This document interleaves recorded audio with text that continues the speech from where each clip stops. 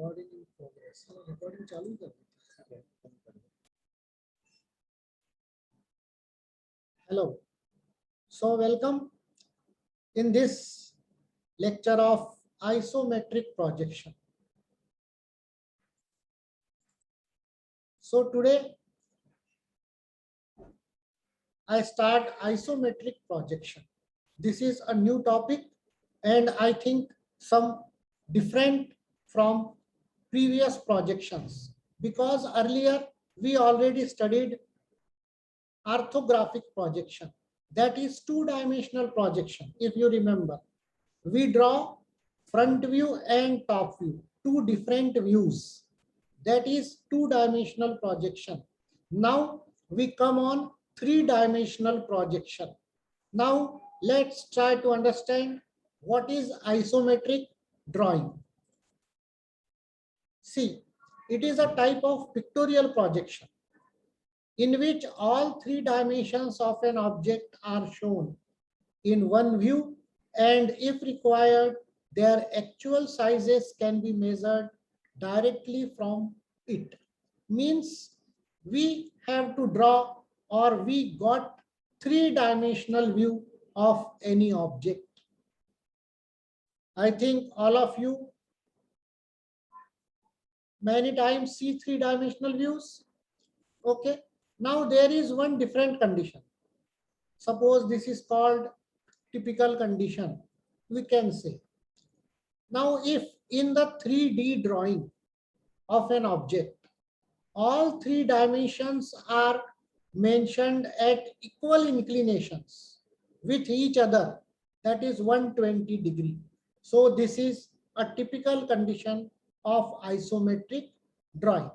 Now, with the help of figures, try to understand what is isometric drawing and isometric projection. Now see, suppose these are three dimensions of any object. This represent the length, this represent the depth, and this represent the height of the object. So we can draw like this. This is a three-dimensional view of any object. This is called isometric drawing. Now we see two more examples like this and like this. So these all are three-dimensional views. This is also called pictorial views of any object. So this is our isometric drawing. Now I think you understand what is isometric drawing. Now we try to draw a typical condition of drawing, this drawing. What is this? If we draw all three dimensions in the form of axis, see, this represents the length of the object, one axis. This represents the another dimension of the object, that is another axis, and this represents the another dimension of object, that is another axis. So if these three axes are concurrent and making 120 degree angle between them, and this axis represents the length of the object, this axis represents the depth of the object, and this axis represents the height of the object. Then if we draw the isometric view or isometric drawing like this, we can say this is a isometric projection. So it is clear now that what is isometric projection and what are the restrictions, that all three dimensions are represented on 120 degree axis. Now we draw the isometric view of cube.